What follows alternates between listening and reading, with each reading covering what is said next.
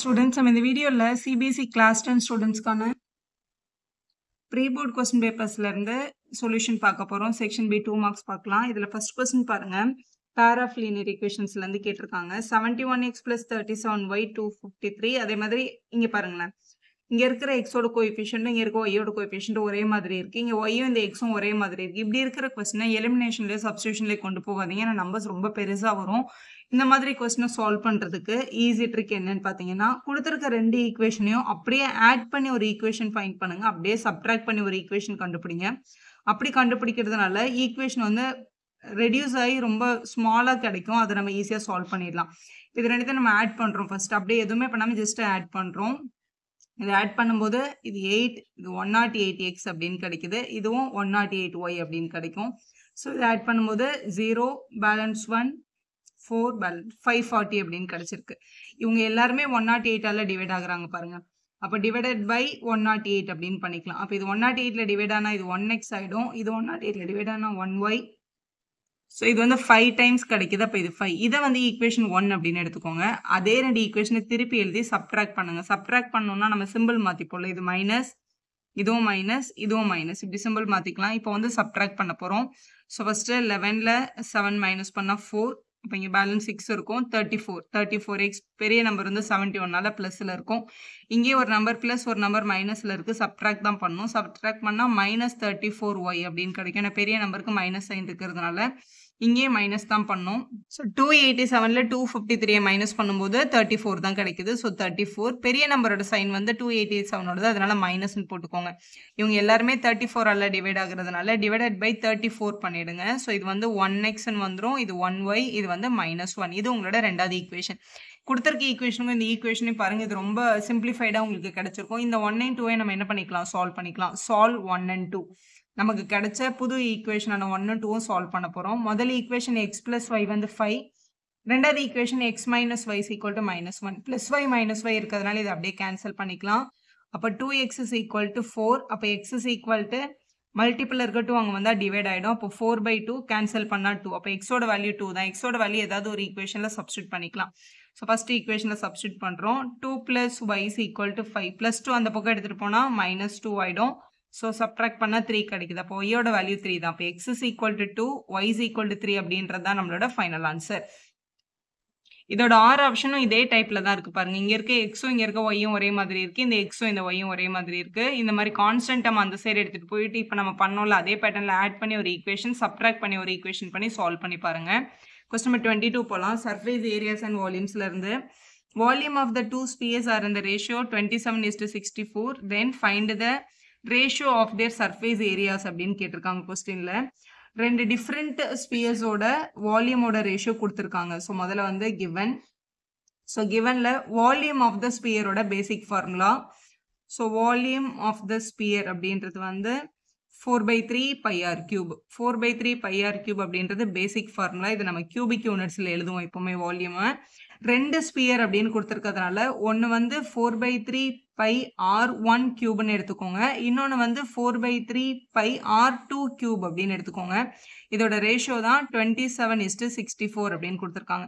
இந்த மாதிரி ரேஷியோவில் இருக்கிற டேர்ம்ஸ் ஒரே மாதிரி மல்டிப்ளர்னா உங்களுக்கு கேன்சல் ஆகிடும்.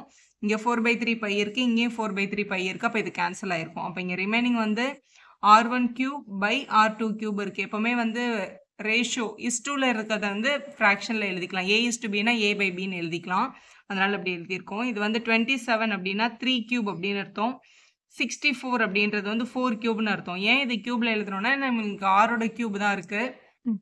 ஸோ இந்த மாதிரி கியூப்ஸ் இப்போ பவர்ஸ் ஆர் ஈக்குவல்னா பேசஸ் ஆர் ஈக்குவல் அப்படின்னு நமக்கு ஒரு ரூல் இருக்குல்ல. அந்த ரூல் வச்சு நம்ம என்னன்னு சொல்லிடலாம்னா இப்போ r1 r2ஓட ரேஷியோ அப்படின்றது வந்து 3:4 அப்படின்னு சொல்லிடலாம்.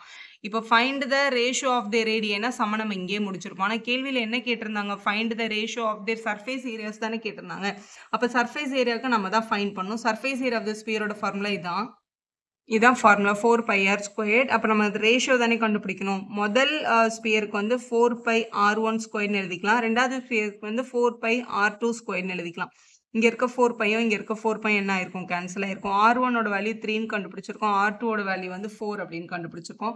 ஆக்சுவலாக இது வந்து நம்ம 3k 4k அப்படின்னு எடுத்து கூட இங்கே சப்ஸ்டியூட் பண்ணலாம். எப்படி பார்த்தாலும் அந்த k1 நமக்கு இங்கே கேன்சல் தான் ஆகும். அப்போ இது 3², இது வந்து 4 ஸ்கொயர்ட் அப்படின்னு கிடைக்குது. இது ஸ்கொயர் பண்ணும்போது இது 9, இதை ஸ்கொயர் பண்ணும்போது 16. 9:16 அப்படின்றது உங்களோட சரியான ரேஷியோட வேல்யூ. இந்த சம் இப்படி தான் நீங்கள் எழுதியிருக்கணும். அடுத்து கொஸ்டின் நம்பர் 23ல prove that the tangent drawn from an external point to a circle are equal in length அப்படின்னு கேட்டிருக்காங்க. ஒரு சர்க்கிளுக்கு வெளியில எக்ஸ்டர்னல் பாயிண்ட்ல இருந்து, இப்போ எக்ஸ்டர்னல் பாயிண்ட்டை பீன்னு எடுத்துட்டு பீல இருந்து சர்க்கிளுக்கு இங்க ஒரு டேஞ்சன்ட் இங்க ஒரு டேஞ்சன்ட் வரைஞ்சிருக்கும். இந்த பாயிண்ட் ஆஃப் கான்டாக்ட் ஏனும் இந்த பாயிண்ட் ஆஃப் கான்டாக்ட் பின்னு எடுத்துக்கலாம். இப்போ வந்து டு ப்ரூவ் என்ன ப்ரூவ் பண்ண சொல்றாங்க அப்படின்னா இந்த ரெண்டு டேஞ்சன்ட்டோட லென்த்தும் ஈக்குவல். அப்போ PA is equal to PB அப்படின்றதுக்கு தான் உங்களுக்கு ப்ரூஃப் எழுத சொல்லியிருக்காங்க.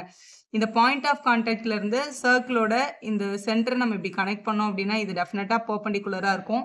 அதே மாதிரி தான் இங்கேயும் எப்பவுமே பாயிண்ட் ஆஃப் கான்டாக்டும் சர்க்கிளோட ரேடியஸும் பெர்பெண்டிகுலரா இருக்கும் அப்படின்னு நமக்கு தெரியும். இப்போ எக்ஸ்ட்ரா இதுல ஒரு கன்ஸ்ட்ரக்ஷன், சர்க்கிளோட சென்டரையும் இந்த எக்ஸ்டீரியர் பாயிண்ட்டையும் நம்ம இப்படி கனெக்ட் பண்ணிக்கலாம். இப்போ நமக்கு மேலே ஒரு ட்ரையாங்கிள் கிடைக்குது, கீழே ஒரு ட்ரையாங்கிள் கிடைக்குது. இந்த ரெண்டு ட்ரையாங்கிளும் இதெல்லாம் ஈக்குவல் அப்படின்னு பார்க்கலாம். சர்க்கிளோட சென்டர் ஓன்னு எடுத்திருக்கோம்.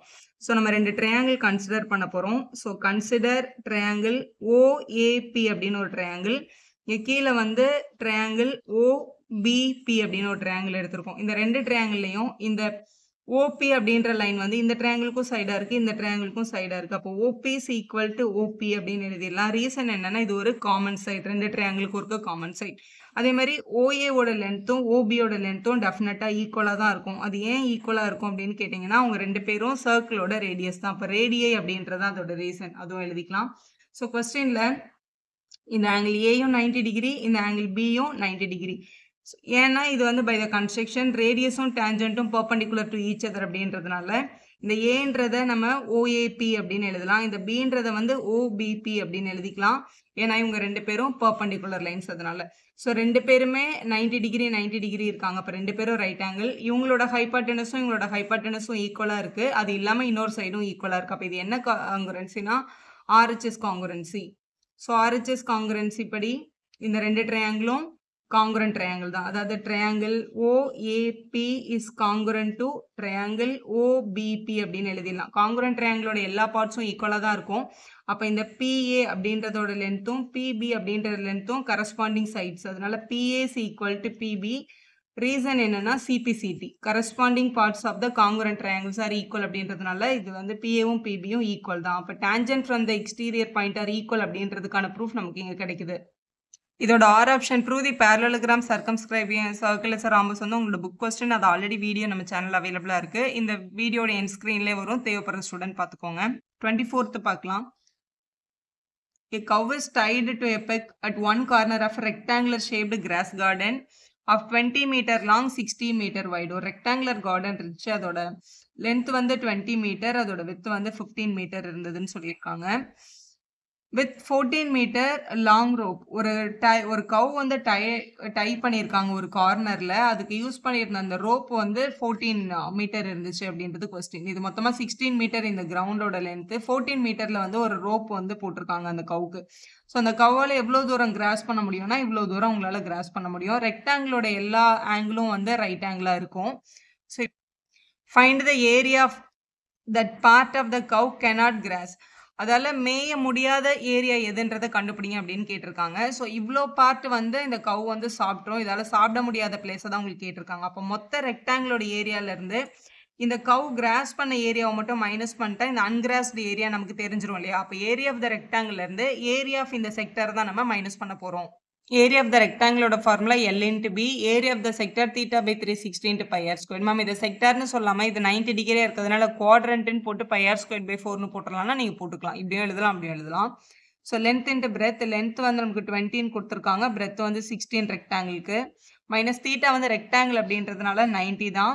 உங்களோட ஸ்கொயர் ரெக்டாங்கிள் எல்லாமே வந்து பர்பண்டிகுலராக இருக்கும் சைட்ஸு. 90 by 360 மல்டிபிள் பை பையோட வேல்யூ கொஸ்டினில் அவங்க எதுவுமே மென்ஷன் பண்ணாததுனால 22/7 எடுத்துக்கலாம்.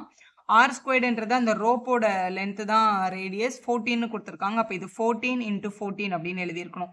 இது 90 1 டைம், இது 4 டைம் கிடைக்கும். 7 டேபிளில் 7 1s are 7 2s are அப்படின்னு கேன்சல் பண்ணிக்கலாம். திருப்பி இந்த 4 யூஸ் பண்ணி இது 2 டேபிளில் 1 டைம், இது 1 டைம், 2 டேபிளில் இது 1 டைம், இது 7 டைம் அப்படின்னு கிடச்சிருக்கு. ஸோ மேக்ஸிமம் கேன்சல் பண்ணியாச்சு. இப்போ இவங்களை மல்டிபிள் பண்ண வர்ற வேல்யூ 320. மைனஸ் இங்க இருக்கிற டேர்ம் இந்த 22ம் இந்த 7ம் தான். ஸோ மல்டிபிள் பண்ணா 154 கிடைக்குது. ஸோ 320யும் 154யும் மைனஸ் பண்ணிக்கலாம். ஸோ 166 கிடைக்குது. கொஸ்டின்ல எல்லாமே மீட்டர்ல இருக்கிறதுனால மீட்டர் ஸ்கொயர் அப்படின்னு எழுதணும். 166 மீட்டர் ஸ்கொயர் தான் வந்து ஏரியா கேனாட் கிராஸோட கரெக்டான ஆன்சர். 2 மார்க்கோட கடைசி கொஸ்டின் என்ன கேட்டிருக்காங்கன்னு பாருங்க. Find a quadratic polynomial whose zeros are 3 plus √3 3 minus √3. அதாவது சம்மும் ப்ராடக்ட்டும் அவங்க கொடுக்கல, 2 ஜீரோஸ் தான் கொடுத்துருக்காங்க. கொடுத்துட்டு குவாட்ரேட்டிக் பாலினாமியல் எழுத சொல்லியிருக்காங்க. பேசிக்காக ஒரு குவாட்ரேட்டிக் பாலினாமியல் எழுதணும்னா ஜீரோஸ் கொடுத்துருந்தாங்கன்னா x squared minus sum of the zeros x plus product of the ஜீரோஸ்ன்றதா உங்களோட ஃபார்முலா. ஸோ முதல்ல கொடுத்துருக்க ஜீரோஸ் யூஸ் பண்ணி சம்மும் ப்ராடக்ட்டும் கண்டுபிடிச்சிக்கலாம். சம் கண்டுபிடிக்கணும்னா இவங்க 2 பேரும் நீங்கள் ஆட் பண்ணணும். அப்போ 3 plus √3 plus 3 minus √3. ஸோ இதில் ப்ளஸ் √3 மைனஸ் √3 கேன்சல் ஆகிடும். அப்போ 3 + 3 6ன்னு கிடச்சிருக்கும். ப்ராடக்ட்னும் போது 3 + √3யும் மல்டிபிள் பை 3 மைனஸ் √3யும் பண்ணணும். அப்போ இது a + b a - b மாதிரி இருக்குல்ல. a + b a - bனா a squared minus b squared அப்படின்னு எழுதுறது. ஸோ 3a ஸ்கொயர் பண்ணால் 9 வரும். √3a ஸ்கொயர் பண்ணால் 3 கிடைக்கும். ஸோ திருப்பியும் உங்களோட வேல்யூ வந்து 6 தான். ஸோ ப்ராடக்ட்டும் 6 வருது, சம்மும் 6 வருது. இப்போ பாலினாமியல் எழுதிடல. இந்த ரெக்வயர்ட் பாலினாமியல் வந்து எக்ஸ் ஸ்கொயர்ட் மைனஸ் சம்முக்கு வந்து நம்மளுக்கு கிடைச்சிருக்க வேல்யூ வந்து 6. இங்கே ஒரு எக்ஸ் போடணும், 6x. ப்ராடக்ட்டுக்கு வந்து இங்கே 6 இருக்கு, அப்போ இங்கே 6ன்னு எழுதிடணும். இதுதான் நம்மளோட ரெக்வயர்ட் பாலினாமியல். இப்படி எழுதி கம்ப்ளீட் பண்ணிடுங்க. வீடியோ யூஸ்ஃபுல்லாக இருந்தால் ஒரு லைக் போடுங்க, உங்கள் ஃப்ரெண்ட்ஸ்க்கும் ஷேர் பண்ணுங்கள். Subscriber channel for more videos.